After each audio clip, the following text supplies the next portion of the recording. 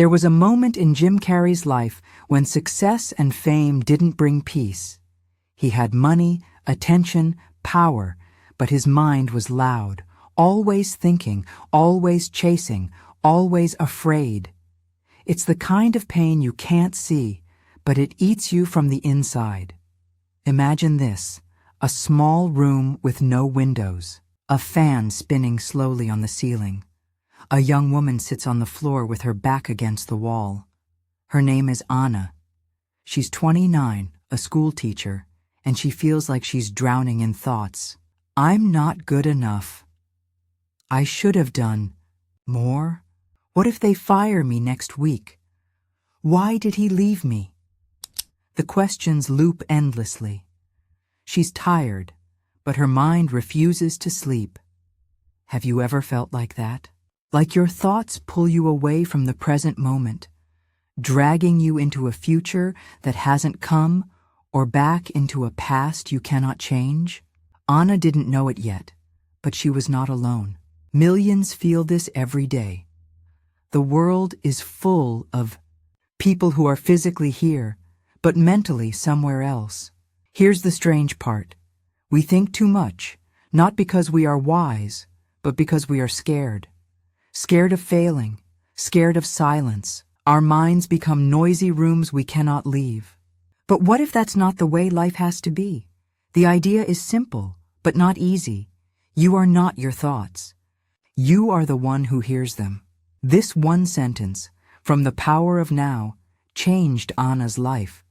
But first, she had to hit a wall, a breakdown, a moment so painful that her mind could no longer protect her. That's where her story begins, not in success, but in collapse, because sometimes the beginning of healing feels like the end. Let's go there now. Let's meet Anna before she met the now. Chapter 1. The Thinker and the Witness. Anna's morning started before the sun, not by choice, but because her mind wouldn't rest. Even before opening her eyes, thoughts raced. Did I send that email? What if parents complain again? I can't be late. I always look tired. By the time she stood in front of the mirror, brushing her hair under dim bathroom lights, Anna had already argued with herself a dozen times. The voice in her head wasn't kind. It was sharp, demanding, expecting more. It never said, "It's okay, you're enough." This voice had been with her since she was a teenager, since freezing on stage during a school play, since her father said, "You need to think faster." She believed constant thinking was necessary to survive. Many people live this way. They confuse thinking with living, imagining worst-case scenarios as protection, replaying mistakes as punishment. But there's a cost. The more we think, the less we live. One evening, after a difficult day at school, Anna stayed late grading papers. The classroom was empty, the windows dark. Her body was still, but her mind spun faster than ever. Thoughts overwhelmed her, and she began to cry softly, too tired even to sob loudly. Then, in that silence, something unusual happened. Anna noticed the voice, not just what it said, but the fact that it was speaking at all. For the first time, she didn't join the voice. She simply observed. She's late again. I'm exhausted. They might not renew my contract. The voice continued, but Anna didn't react. She just listened. This was new, a tiny space between thought and listener. That night, Anna searched online. Why do I think so much? A video caught her eye. Eckhart Tolle speaking. You are not the voice in your head. You are the one who is aware of it. Anna replayed it again and again. Something shifted inside her. This wasn't just philosophy. It was survival. Yet, just as Anna believed she found clarity, the voice fought back even louder. Would her newfound awareness really help, or was it another false hope? Could Anna truly silence the noise, or was the pain about to get even worse? She didn't know, but soon she would discover that pain wasn't the enemy. Resistance was. Chapter 2. Pain comes from resistance. 2 weeks after discovering that she could observe her thoughts, Anna expected things to get easier. But they didn't. In fact, they got harder. The voice in her head didn't disappear. It got louder, as if it knew it was being watched. "You're wasting time," it said. "This mindfulness thing is stupid. You're still anxious. You're still alone." Anna wanted to believe the presence she had felt in the classroom was real. But now, self-doubt started to creep back in. One morning, she missed her bus to school. Just a few seconds late, and the door closed in her face. Standing on the sidewalk, her hands shaking from the cold, she felt tears burn in her eyes. Not because of the bus, but because of what the voice inside her was saying. "This is your fault. You always mess up. You're never on time. You're not enough." She tried to breathe deeply. She tried to be present, but nothing worked. The pain was overwhelming. That night, Anna returned to the same video platform, desperate for answers. This time, she found something called the pain body. It was a term she didn't understand at first. But as she listened, it began to make sense. Eckhart Tolle explained that we all carry emotional pain inside us, accumulated anger, sadness, fear. And when something small goes wrong, this pain wakes up and takes over. It feeds on negative thoughts, on resistance. The more we fight reality, the stronger the pain becomes. Anna paused the video. She sat in silence for several minutes. Then, she whispered to herself, "What if I stopped fighting? What if I just accepted this moment?" The next day, her class was chaotic. A child broke a window by accident. Another refused to do their work. Her head was pounding. Her patience was thin. She almost screamed. But instead, she did something different. She stepped outside the classroom, closed the door behind her, leaned against the wall, and took 3 deep breaths. She didn't try to fix the moment. She didn't try to escape it. She just allowed it to be. And in that allowing, something softened inside her. That was the lesson the pain was teaching her. Pain is not the enemy. Resistance is. The more we resist what is, the more we suffer. But when we accept, even the discomfort, we begin to heal. Not because everything becomes perfect, but because we are no longer fighting what is already here. Jim Carrey once said, "Depression is your body saying, 'I don't want to be this character anymore.'" Anna was starting to understand what that meant. Her suffering wasn't just about her job, or her loneliness, or her fear. It was about her refusal to be with life as it was. And now, for the first time, she was learning to let go, not of her problems, but of the belief that she had to fix them all immediately. She was learning to sit with pain and breathe. Have you ever tried to stop fighting your pain and just breathe through it? Chapter 3. Presence is the key to peace. One Saturday morning, Anna did something unusual. She left her phone at home. No music, no social media, no messages. Just herself, a small bag, and a short walk to the nearby park. It was the first time in months that she wasn't trying to fill the silence with noise. The world around her was soft and quiet. Birds in the trees, a child laughing in the distance, the steady sound of her own footsteps. She sat on a wooden bench under a tree and placed her hands on her lap. For a moment, her mind began its usual routine. What if I'm wasting this weekend? I should be working. I should... Then she remembered the practice. Come back, she whispered to herself. Just breathe. She tuned into her breath. In, out. She noticed the way the wind touched her skin, the weight of her body against the bench, the sound of her breath, slow and real. And suddenly, without effort, she felt it. Presence, not a thought, not a feeling. A state. Clear, calm, silent, like water after a storm. Anna had always believed that peace would come after solving all her problems. But this was different. Nothing had changed in her life. Her salary was still low. Her ex-boyfriend hadn't called. The future was still uncertain. But in that moment, none of it mattered, because she wasn't thinking about the future. She was here. This was the first real glimpse of what the power of now pointed to. Peace was not somewhere far away.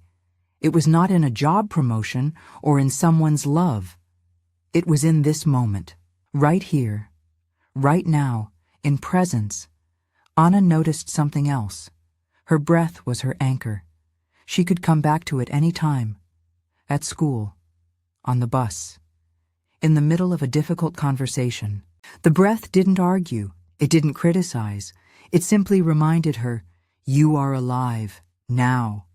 From that day on, Anna began to use small, invisible rituals to return to the now. Before speaking in class, she placed one hand on her stomach and felt it rise with her breath. When anger came, she noticed the heat in her chest, but didn't push it away. She allowed it, then watched it dissolve. The present moment became her home, and it's not just Anna. Celebrities like Lady Gaga and Hugh Jackman have spoken openly about the power of mindfulness. How, after years of anxiety and overthinking, they found stability in breath and presence, not in success, because true peace never comes from outside. It is found in the stillness we carry within us. Anna had discovered this stillness, not all the time, not perfectly, but enough to know that it was real. And once she knew it was real, she could never go back to who she was before. Peace was no longer a future destination. It had become her quiet companion, hidden, but always near, waiting for her to return. Could something this simple, your breath, your body, be your way back too? Chapter 4. The Illusion of Time. Anna sat in front of her computer, trying to prepare for Monday's lesson. But her mind wasn't in the room. It was drifting, back to a conversation she had last year with her mother, one that ended in silence and unresolved pain. Then it jumped forward. What if I can't keep doing this job next year? What if I get sick? What if I'm alone forever? She looked at the blank screen. Her chest felt tight again. That evening, she picked up the book. She'd been reading slowly, piece by piece. The Power of Now. A line stopped her. Time isn't real. It's a mental construct. She closed the book and stared at the wall. What did that mean? Of course, time is real. People age, things change, schedules exist. But something deeper stirred inside her. Maybe it wasn't about the clock on the wall, but the clock inside her head. She remembered a quote she'd heard in an interview with Matthew McConaughey. You can't live in yesterday's meal, and you can't taste tomorrow's dinner. Time was real in form, but not in experience. The past lived in her memories. The future lived in her imagination. But her body, her breath, her sensations, they only lived in one place, here. She tried something simple. She placed her hand on her heart. She asked, "Where am I right now?" Not in last year's conversation, not in next year's fears, but here, on her couch, the fabric soft beneath her fingers, the smell of tea still in the air. She repeated the practice again. The next morning, in the middle of brushing her teeth, she paused and asked, "What do I see?" The mirror, the toothbrush, the small window with sunlight pushing through. Then she asked, "What do I hear?" Water running, birds outside, the sound of her own breath. Then she asked, "What do I feel?"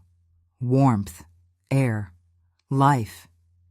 These questions were simple but powerful.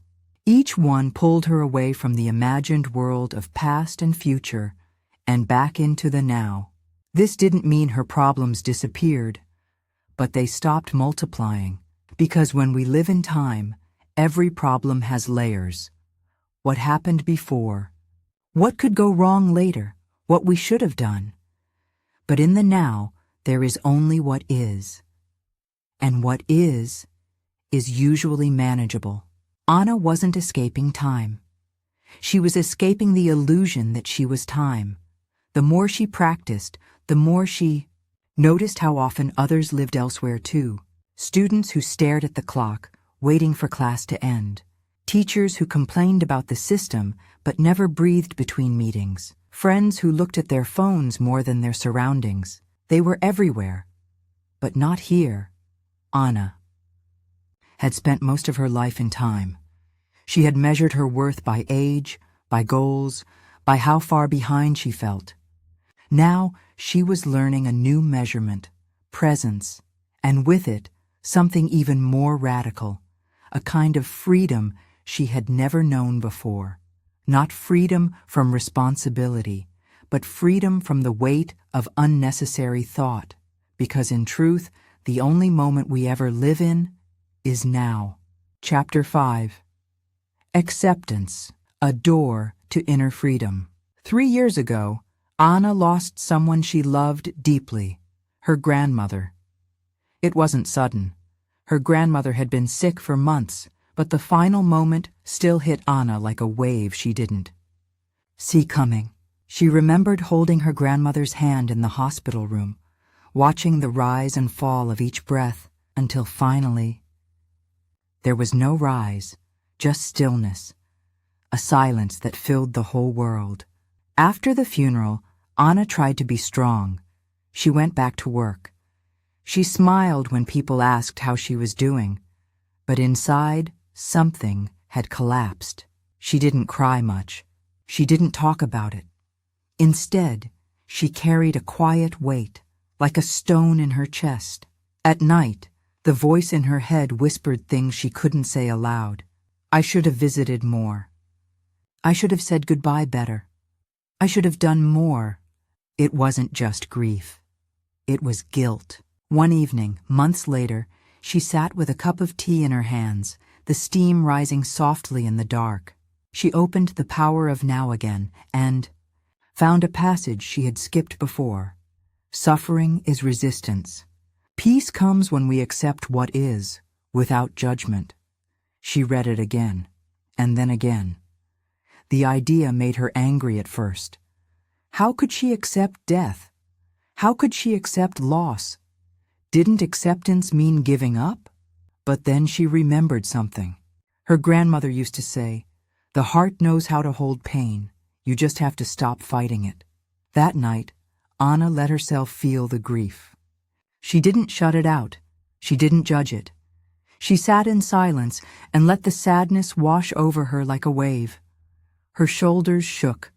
Her breath was uneven, but she didn't stop it. She accepted it, and in that acceptance, something shifted.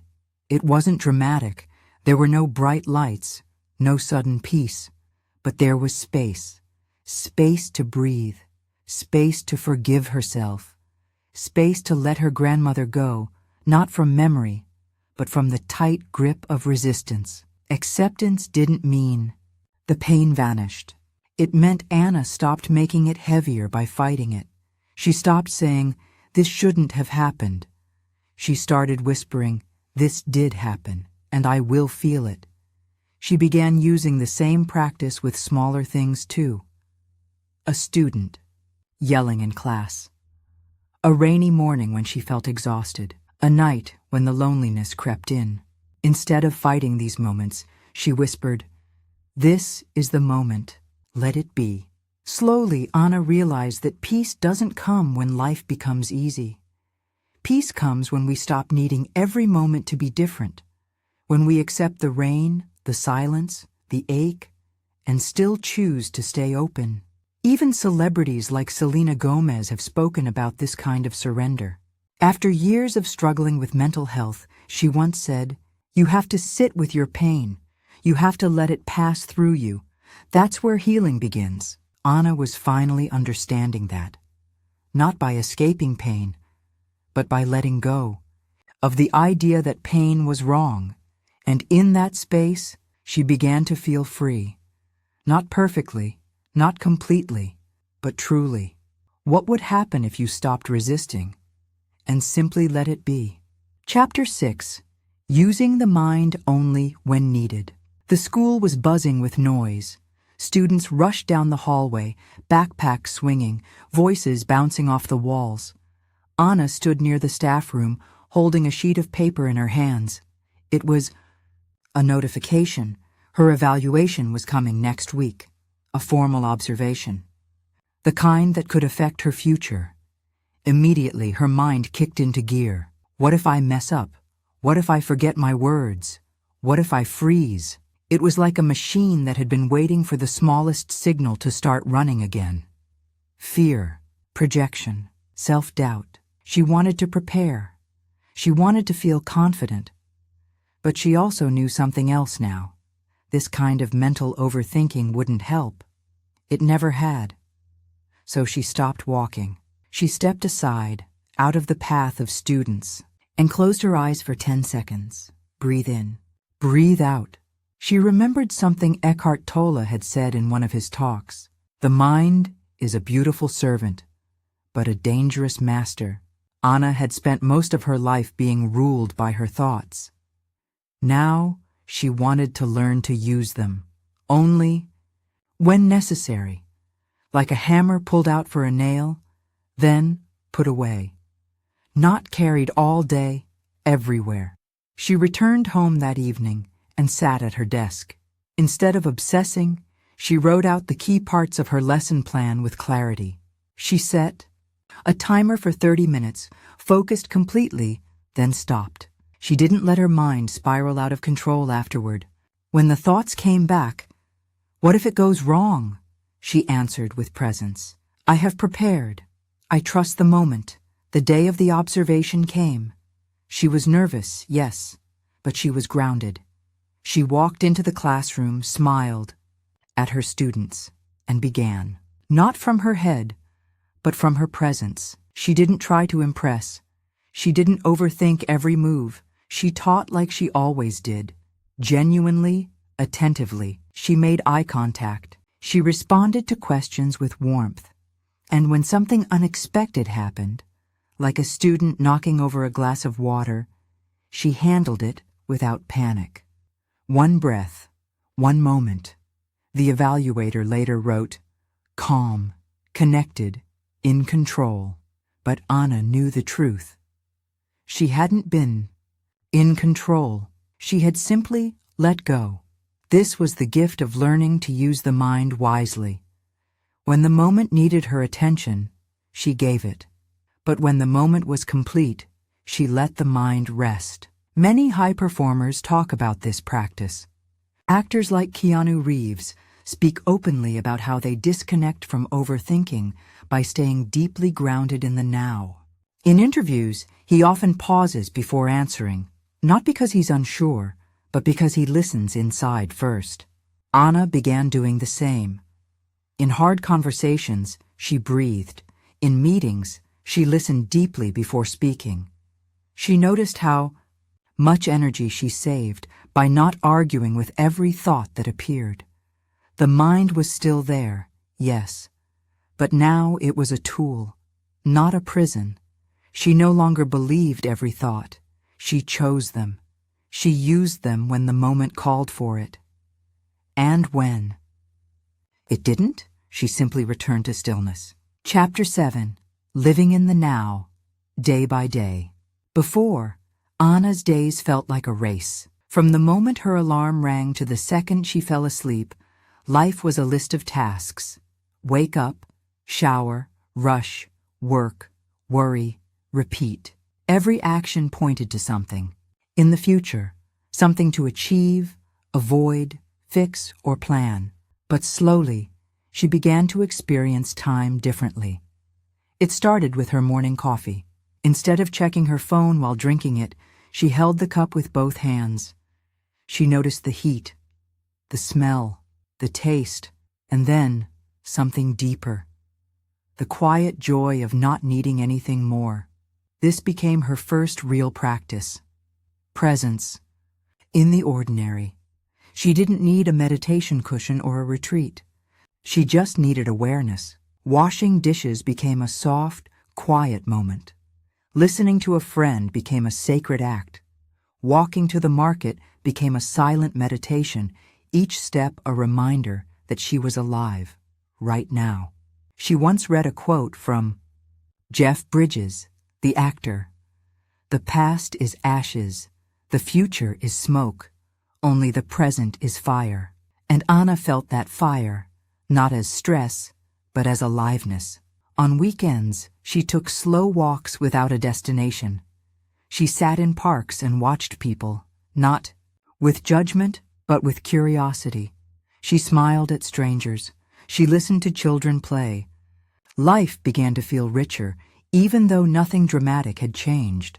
One day, she visited a small bookstore downtown. While browsing, she noticed a mother reading aloud to her daughter in the corner. The child giggled. The mother smiled. It was a moment so simple, and yet Anna felt tears rise in her eyes. It wasn't sadness. It was presence, the kind that breaks the heart open without pain. Even at school, she began to teach differently. She paused between questions. She gave her students more silence to think. She noticed when one of them looked tired or anxious or lost in thought. She would gently say, "Let's all take one deep breath together." They laughed sometimes, but they breathed. And little by little, they learned not just English, but how to be. Anna wasn't trying to be perfect anymore. She was trying to be present, not just in big moments, but in the tiny, invisible ones, the ones that most people miss, the ones that are easy to overlook, but hold the soul of life. That was the secret. That was the shift. Happiness didn't come from big changes. It came from noticing what was already here, and each time she noticed, she healed a little more. Are you noticing the small, quiet moments that life offers you today? Chapter 8. Becoming the Presence. Beyond Thought. It was late. The city outside Anna's window had gone quiet. No horns, no footsteps, just the hum of the night. She sat on her small balcony, legs crossed, wrapped in a soft blanket. There was no crisis, no great event, just silence. And in that silence, something deep within her stirred. She wasn't thinking about work, or relationships, or her to-do list. She was simply there, awake, alive, watching. No story ran through her mind, no guilt, no dreams, no anxiety, only awareness. Her breath, the air on her skin, the quiet aliveness that had no name. Presence wasn't something she visited anymore. It was who she was. Even in conversation, she noticed when her mind tried to take over, when it rushed to plan a reply, to defend, to impress. In those moments, she slowed down. She listened not only to the words, but to the silence between them. Her presence became a gift to others. At school, students calmed around her. Parents trusted her. Even strangers seemed to speak to her softly. Because presence is felt. It's not something you teach. It's something you radiate. There was one final question she asked herself that night, sitting quietly. What, at this moment, is lacking? She looked around. The stars above, the air on her skin, the slow rise and fall of her chest. Nothing was lacking. But would this sense of peace remain when the real challenges returned? Chapter 9. The Practice of Now. Anna's story didn't end with a sudden breakthrough. There was no perfect day when everything made sense. Something inside her had quietly shifted. She stopped waiting for life to begin and started living it. She still faced problems like everyone else, but she no longer needed life to change to feel peace.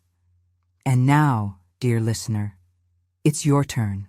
Maybe you've gotten stuck in your head for too long, carrying memories that hurt, chasing futures that wear you down. Maybe your thoughts have been too loud, too heavy.